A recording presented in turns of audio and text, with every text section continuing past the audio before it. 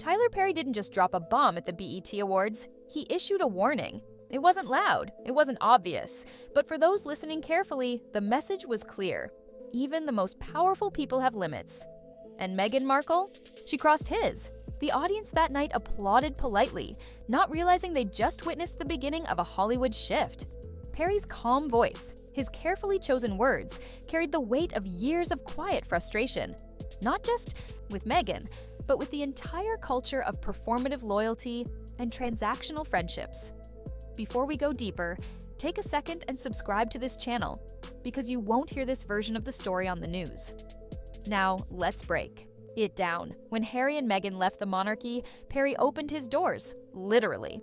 He gave them a home, paid for security, and protected their privacy. He didn't do it for fame or favors.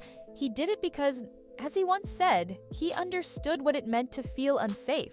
But somewhere along the line, that generosity stopped being a gift and started being a given. Sources say the tension started long before Perry's speech. The private jet request was just the final straw.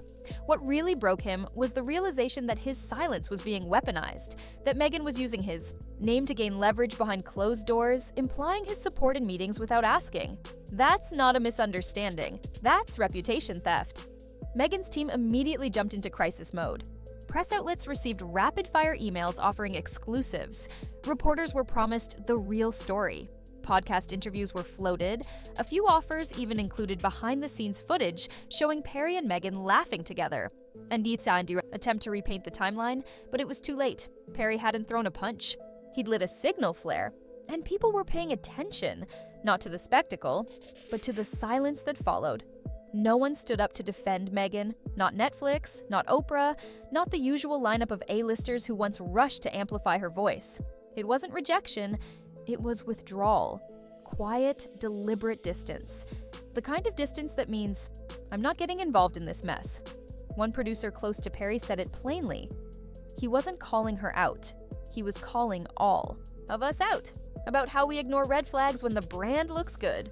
Because this wasn't just about Meghan anymore.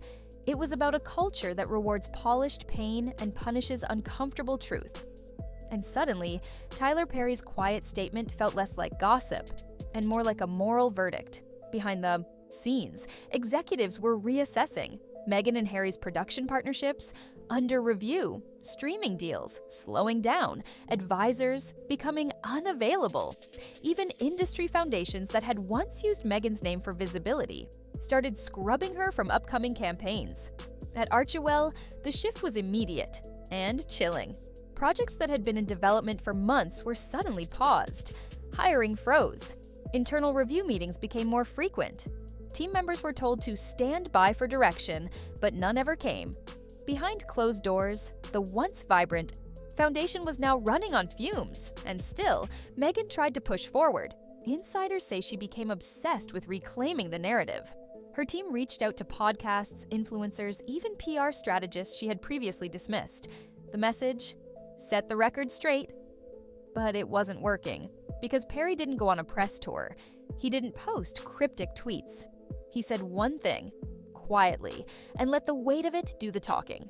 And that silence became a wall Meghan couldn't break through. It was the silence of someone who no longer owed her anything. What made it worse was the ripple effect. A well-known publicist canceled a planned campaign featuring Meghan. A documentary. Investor pulled out just days after the BET Awards. One digital editor even leaked an internal memo calling Meghan's brand radioactive until further notice. But perhaps the most painful part? Even Harry was silent. No public support, no statement, no show of unity. And according to sources close to the couple, he was starting to question everything. Not just the backlash, but the choices that got them here. In the days that followed, Meghan's name trended, but not for the reasons she hoped. What used to be admiration had shifted to dissection. Clips from her past interviews were replayed, quotes were re-examined, audiences began asking the one question she feared most. What if this wasn't the real her all along? And that's when it became clear, this wasn't just a PR crisis, this was a cultural reckoning. Tyler Perry hadn't just exposed Meghan, he exposed the illusion of curated pain, of controlled loyalty, of public virtue masking private manipulation. And by saying nothing else, he said everything. In a world where everyone is constantly fighting for the last word, Perry's silence was a roar. No spin, no follow-up, no spectacle, just boundaries. And Hollywood heard him loud and clear. The fairy tale was never supposed to end this way. But when even your most loyal supporter walks away without a word, it doesn't just shake your image. It shatters the foundation you built it on. Now the empire is cracked.